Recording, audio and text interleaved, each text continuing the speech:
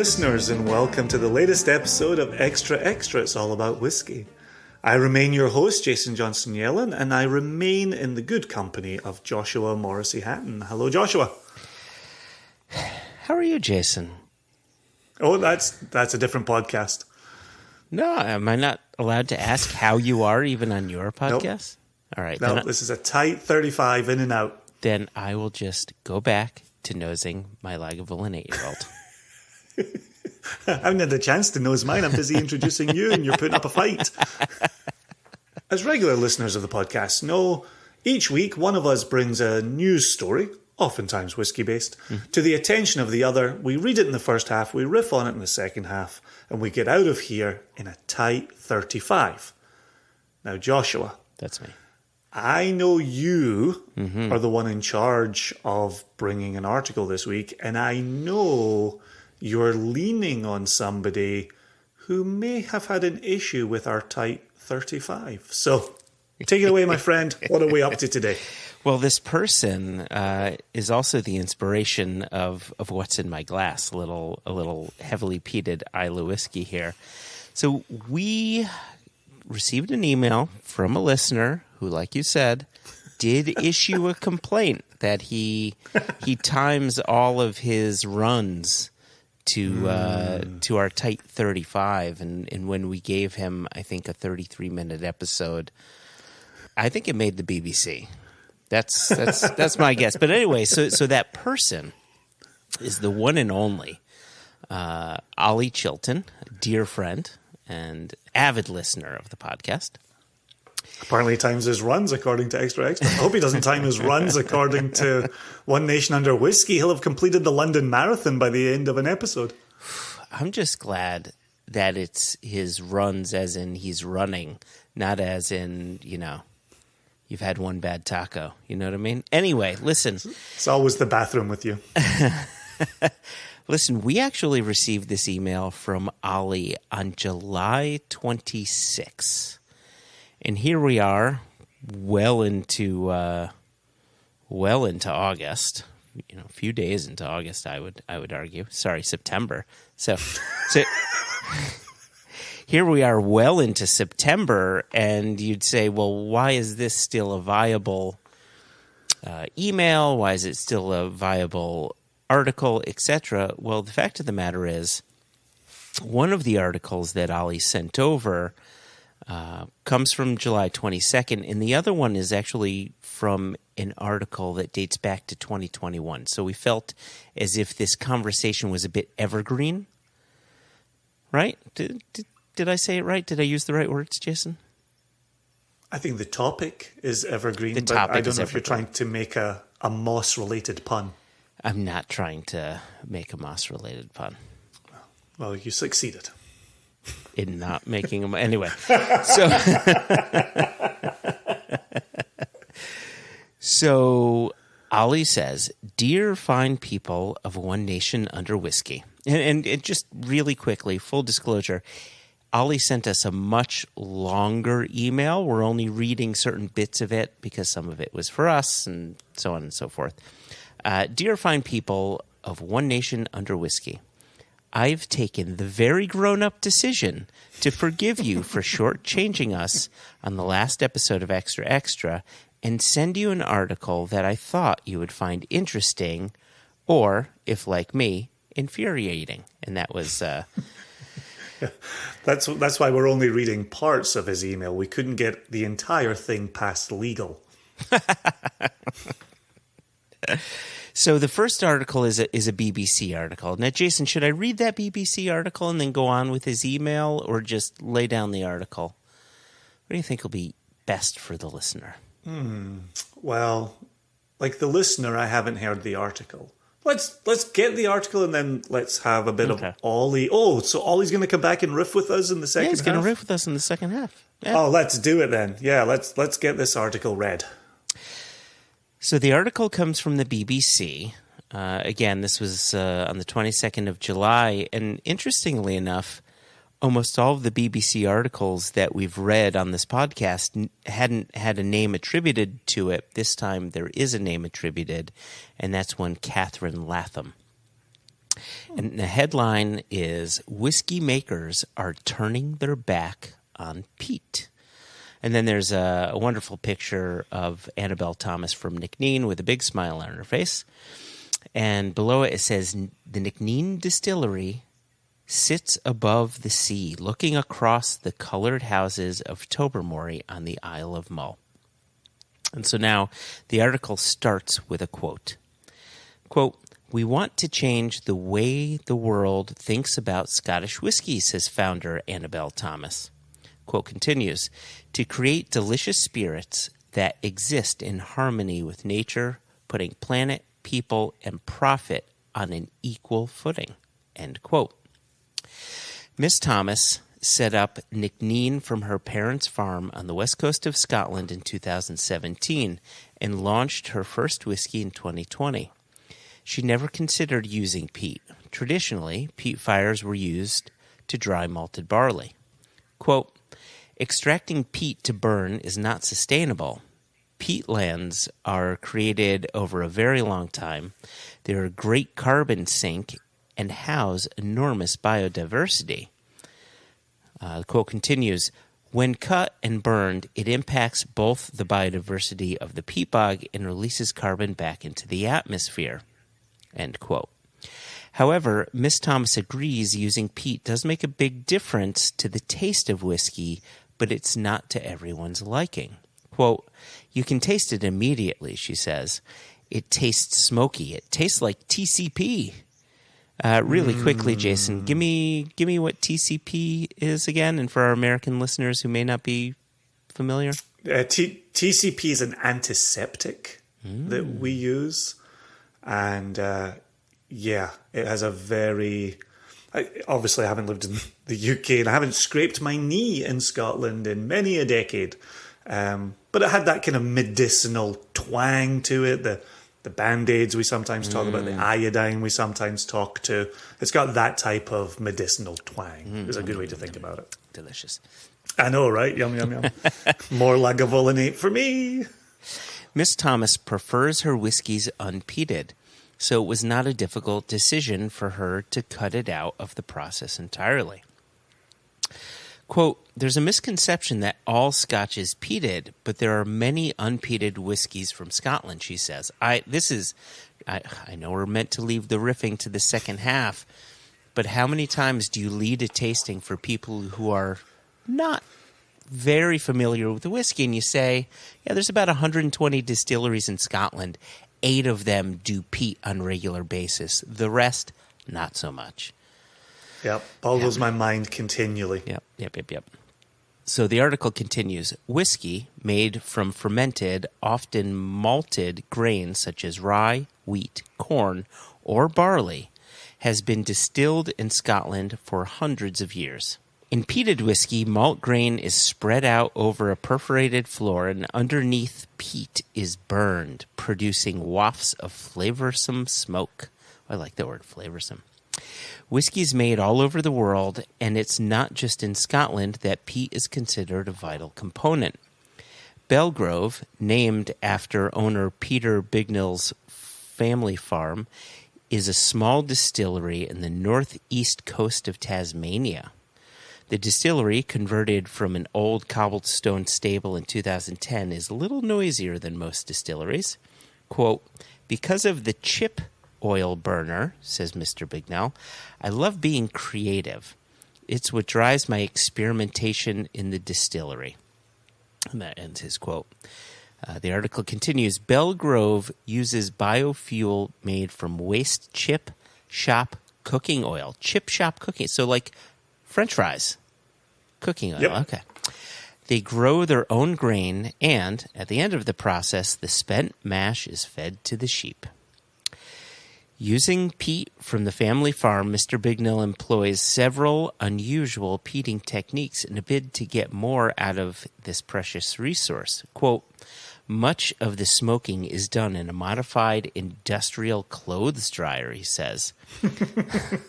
Have you seen the photos of that online? No, I haven't. This is my first time hearing about this. Oh, they're wild. Yeah. The quote continues, I malt the grain in it and then smoke the green malt without moving it to another vessel. I malt the grain in it, then smoke the green malt without moving it to another. Wow. So he does the malting and the peating all in a clothes dryer. Amazing. The wet grain tumbles through the smoke, he explains, and to increase the smoke level, he often re-wets it. Quote, re-wetting the grain part way through the process produces much more smoke, he says. That's the Octomore angle. That's how Jim McEwen found the way to get more phenols into the barley for Octomore. Was if you kept your moisture high, you could keep getting smoke in it. Right. It's when it dries out that it stops absorbing the phenols. Yeah, I always thought that was a really interesting take, and you don't hear anybody really talking about it. And so to hear Bignell talking about it is really cool. Yeah. Mr. Bignell also crushes dry malted grain and dampens it. Smoke is then passed through the damp grain bed. Quote, crushing the grain first means it absorbs a lot more smoke from the amount of peat. Another technique Mr. Bignell uses is to smoke the inside of a barrel before filling it with spirit. Quote, a lot of smoke is lost during fermentation and distillation. This is very true. By smoking a wet barrel, I found much more is retained than when you pass it through a still, though it results in a very different taste profile, he comments. Mr. Bignell has also found a way to eliminate the use of peat completely by burning sheep dung readily available on his farm. Wow. And then as you scroll, you see this beautiful picture of some peatlands, which is absolutely gorgeous. Some sheep dung being burned. You see a picture of a sheep just taking a shit. No. Petlands are naturally wet ecosystems. In these water-saturated soils, there is little oxygen available for the microbes that break down organic materials, so decomposition happens very slowly. Remarkably well-preserved bodies have been recovered from peat bogs thousands of years after they were burned. This lack of decomposition means the carbon contained in all the plant and animal matter that makes up the peat can't escape back into the atmosphere. Interesting. Peatlands cover just 3% of land across the globe, but store at least twice as much carbon as the world's forests. They also play a vital role in filtering water. In Ireland and the UK, peatlands are responsible for around 85% of drinking water. In addition, peatlands are home to an array of adapted species, many rare, threatened, and in decline. So the environmental impact of damaged peatlands is multifold. Angela Gallego-Sala is the professor of ecosystems and biochemical cycles at the University of Exeter. She studies peatlands across the world. She says, quote, globally, the whiskey industry uses a tiny amount of peat, but the issue goes beyond carbon, end quote. To extract peat bricks, explains Professor Gallego-Sala, you have to drain the whole peatland. That's it, yep. Yeah. That is a major wrinkle. Yeah. Quote, you affect not just the area of extraction, but the whole peatland, she says. You break the ecosystem. You lose the biodiversity, the water cycling, the carbon cycling. Professor Gallego-Sala says we have a choice to make. Quote, we may love whiskey so much that it is worth doing, but we need to make an informed decision. And that ends her quote. Fettercairn, a distillery in the Scottish Highlands, was founded 175 years ago. In recent years, they've been experimenting with flavors from wood charring, with whiskey aged in barrels made from locally sourced oaks.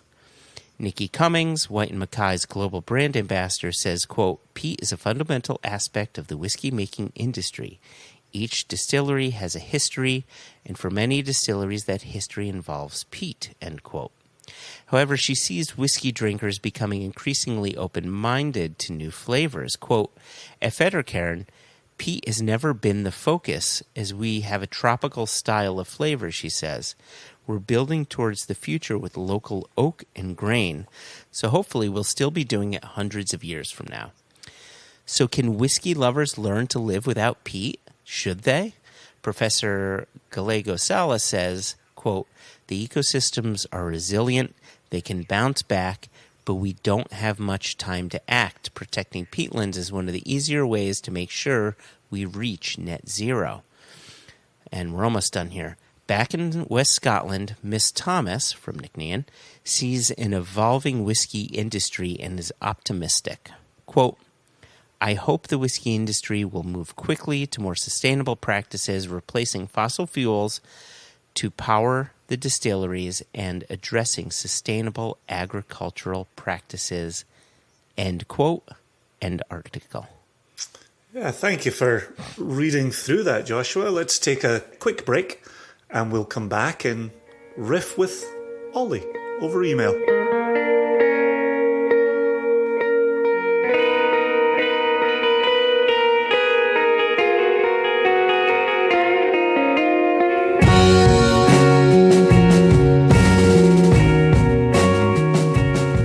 I think it's time we got our riff on in this episode.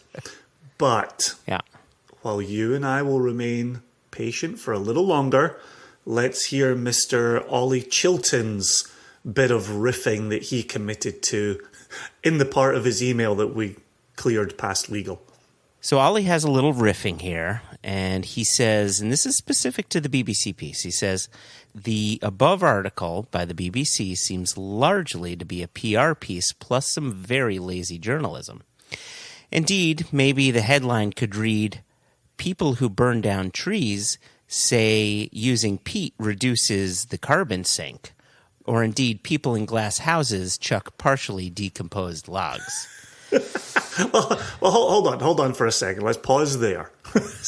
And I know Ollie's got a lot more riffing to do, but let's pause there and say one of the things that I found missing is hearing from producers who are using peat, right? Mm-hmm. Like it's interesting at Nicknean, Ms. Thomas doesn't like peated whiskey and so won't be using it.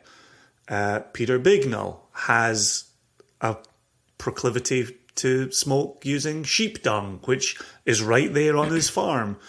Fettercairn have this tropical spirit that they're not peating with. So if in each of those three instances, you can walk away from the use of peat. You can say, oh, the whole industry should move away from this. If the article comes up short in my mind, it's that we're not hearing from the Kilholmans and the Lagavulins and the Ardbegs and, even Ardmore, right? Those producers who are using peat and have it as part of their tradition. And I was thinking about this. You and I have covered this in Extra Extra, where we're looking at trees and the environmental impact of removing trees and the shortages with barrels. And we've suggested, does the bourbon industry need to rethink its use of new charred oak? Now here we are, and I think it's a very legitimate question. Does the Scotch whisky industry, or the corner of it that uses peat, does it need to rethink its practices? I think the answer is yes. Yeah. And I think they are. But we'll get into that more in just a bit.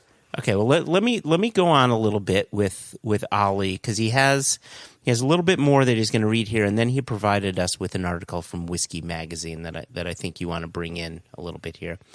He says, as I believe is very well documented, the Scotch whisky industry is working on peat regeneration. Indeed, there is a good article, though probably a little long for Extra. And then he puts a little parenthetical comment, though you do owe us a few minutes. And so this article is from Whisky Magazine. And would you mind bringing in the parts you thought were relevant? Yeah, first of all, I will say to our listeners, please go source this for yourself. It's Whisky Magazine. It's entitled The Problem with Peat. It's in a series called Sustainability within Whisky Magazine. And the author is Philippe Schreberg. Oh, yeah. Felipe, SCHRIEBERG, Schreiberg.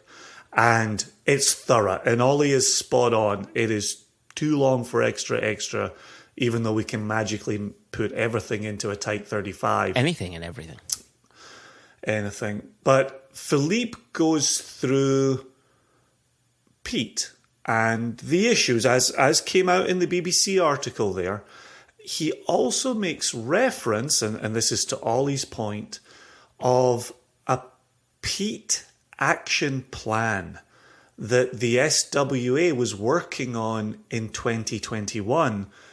And I went to the SWA site and I put in the search terms peat action plan, and I didn't get any one document back in return. However, there's a host of articles at SWA about sustainability, and one line that they do have on their website is, "We will extract peat responsibly and play an active role in conserving and restoring Scotland's peatland by 2035. Now, on the SWA side, there's a lot more going on there. Yeah. But from Philippe's article, I wanted to go read more for myself. Okay. So that's going on. So Philippe mentions the peat action plan. I think that speaks to what Ollie is saying, where the industry is working on this. And then, and you know, when you do an episode like this, it's good to throw some numbers at people. So Philippe talks about the use of lowland raised bogs and their place in peat extraction. Interestingly, at the very bottom of the article, there is a clarification. And the clarification is not all peat used for whiskey production is sourced from lowland raised bogs. In general, blanket bogs are much more common than the raised bogs. And then he says, for example, St Fergus in Aberdeenshire is a true lowland raised bog. I nearly said blog. It's a bog. Yeah. But Castle Hill on Islay and Hobbister Moor on Orkney are blanket bogs. So for us and for listeners of the podcast who have the pleasure of being on Islay quite frequently, that Castle Hill is a blanket bog. And we're about to talk about lowland bogs. Lowland raised bogs cover only 5,800 hectares in the UK, of which 2,500 are in Scotland. The whisky industry extracts approximately 0.03 million cubic meters, representing less than 4% of the almost 0.8 million cubic meters of total peat extracted. Mostly from this rare source. In 2014, which is the most recent year for which figures have been issued by the UK's last mineral extraction survey. So, one of the things we talk about constantly on Extra is the whiskey world has changed a lot since 2005 and since 2010 and since 2015. And so to hear 2014, 4% of extracted peat is for the whiskey industry. Sounds like we're a little drop in the bucket there. Yeah. But we're certainly one that gets a lot of eyeballs, and certainly down to, as you said earlier, rightly so, Scotch whiskey is the peated one. Yeah, I don't like Scotch whiskey because it's all peated, right? Yeah. No, it's a small percentage of the industry that peats, and that small corner of the industry is using a small percentage of total peat extracted in the United Kingdom. So, as we always talk about ourselves, we're a niche of a niche, and now here we are with peat being a niche of a niche. But it is still hugely important, environmentally speaking. Those peat bogs are doing a lot of heavy lifting for us as a carbon sink, and that part shouldn't be overlooked. So let me just scroll ahead a little bit here. I just want to get some of the industry mentioned in here because I think, as Ollie rightly points out, the users of peat don't really feature in the BBC piece, but they are aware of what they're doing and they are aware of the impacts and they are trying to do better. So here we go. The RSPB, which is the Royal Society for the Protection of Birds in the United Kingdom, has indeed been involved with the industry on several projects, including, together with Diageo's brands, the 2017 restoration of 280 hectares of peatland on Islay as a feature of Lagavulin's 200th anniversary celebrations. More recently, through Johnny Walker, Diageo has also, I just threw in a has for the fun of it, Diageo also committed to restoring 88 hectares alongside the RSPB in the Cairngorms National Park at Anlurg. Okay. In its 2020 annual report, Edrington, owner of Macallan, Highland Park and Glenrothes, among other brands, stated that its partnership with the RSPB has enabled the continuing conservation of the Hobbister Moor peat extraction site as a bird sanctuary, while also providing peat for Highland Park's whisky. Under its famous grouse brand, the company has donated a total of £680,000 to bird conservation since 2008, which has included the restoration of 67 hectares of peatland. And to be clear, bird sanctuaries are wonderful. They're a small corner of that ecosystem. Yeah, sure. Right? So we're not suggesting the problem has been solved by creating a bird sanctuary, but it's one corner of it. And so if that's Diageo and that's Edrington, again, as part of reading around for this episode, we don't normally do PR pieces, so we're only going to use a small corner of this. But Suntory and Beam Suntory announced major commitment to restore and conserve peatlands and conserve watersheds in Scotland. This is from October of 2021. Oh, okay. The companies plan to invest more than $4 million in the restoration and conservation of 1,300 hectares of peatlands by 2030, enough to produce the same amount of peat that Beam Suntory harvests every year in making its Scotch whiskies on an ongoing basis. Once restored and conserved, peatland naturally accumulates by 1 millimetre per year, and that 1 millimetre growth spread across 1,300 hectares will equate to Beam Suntory's annual use. Suntory and Beam Suntory will also undertake new watershed conservation projects at various locations in Scotland. The first peatland water sanctuary project is due to begin near the Ardmore Distillery in November 2021, with subsequent projects across other sites in Scotland to follow in the coming years. Again, we're not here to carry water for Suntory or Beam Suntory, but there's another acknowledgement of work to be done around peat extraction and peat extraction sites in Scotland. So there is awareness there that something needs to be done. Which Ollie alludes to in his email to us. There's a part where he says, I find it a little sad that in this article, it feels like they're bashing an age-old practice that an industry is already looking at ways of preserving in a green way or a greener way. A question popped in my mind as you were reading that, where it talks about, between 3 and 4% of the overall peat extraction from these bogs is used for Scotch whiskey, or producing whiskey.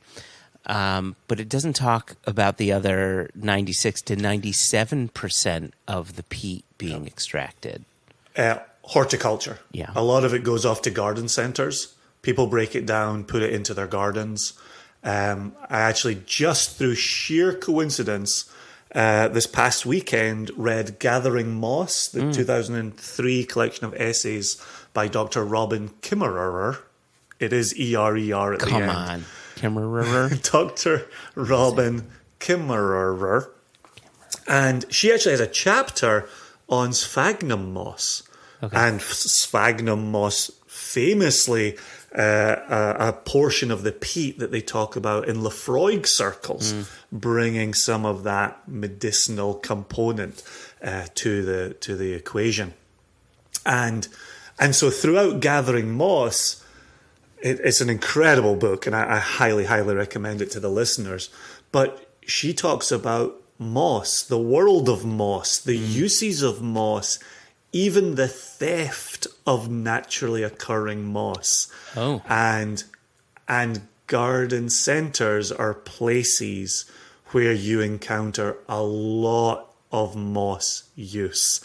And so, again, right, that's what I was meaning in my point earlier about the industry. The whiskey industry has all eyeballs on it. Mm-hmm.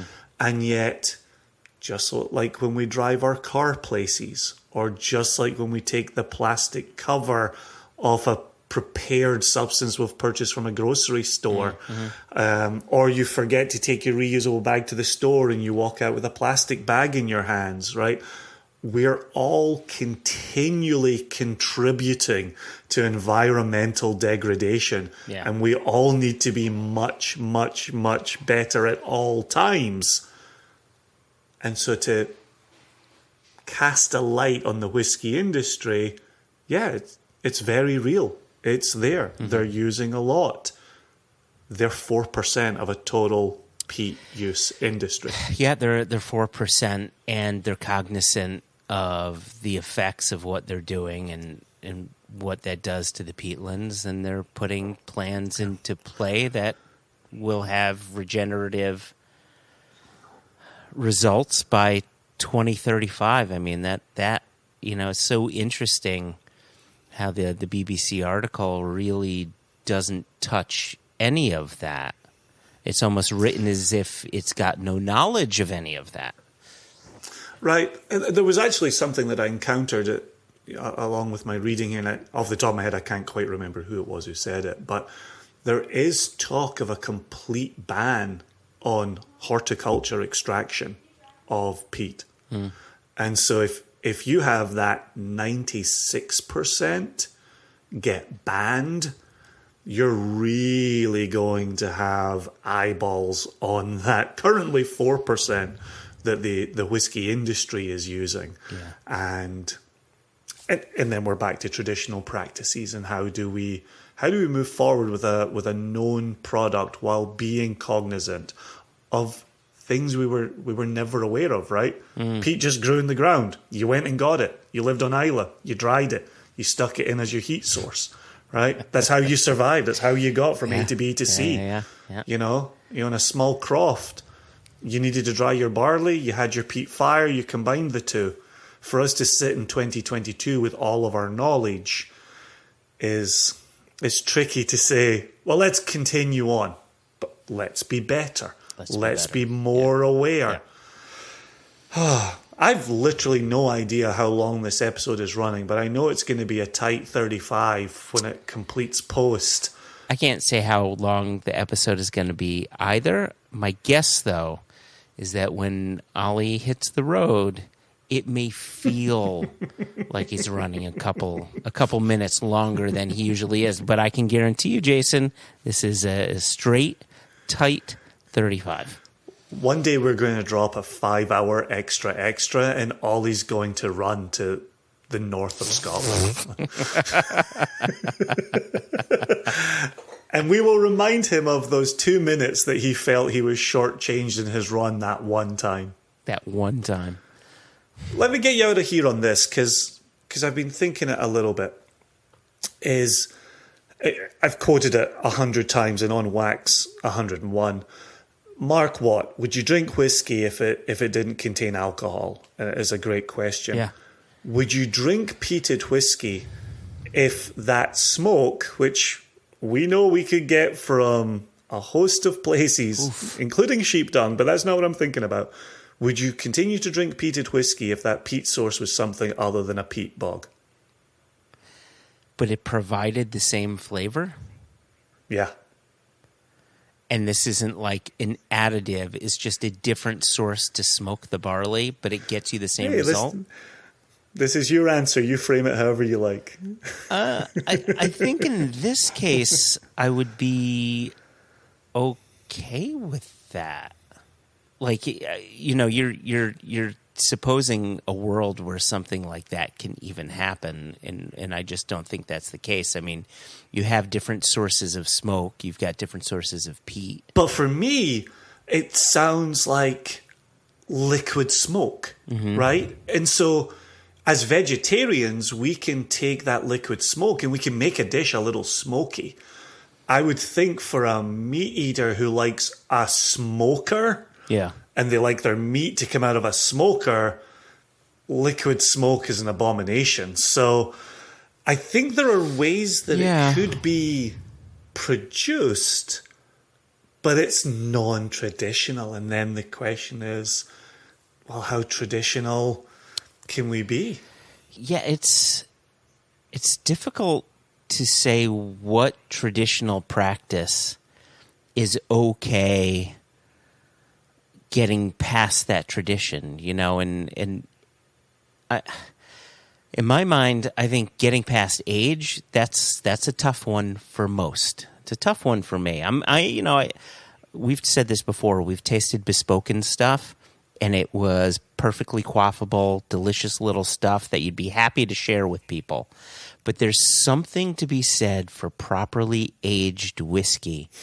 And like before, when you and I were trying to figure out what we wanted to pour for this recording, I'm looking at ages, I'm looking at year of distillation, I'm looking at cask types, and like all of that means a lot, and all of that is very traditional. You know, I know Macmira burns unusual things when they do their peated whiskeys sometimes, right?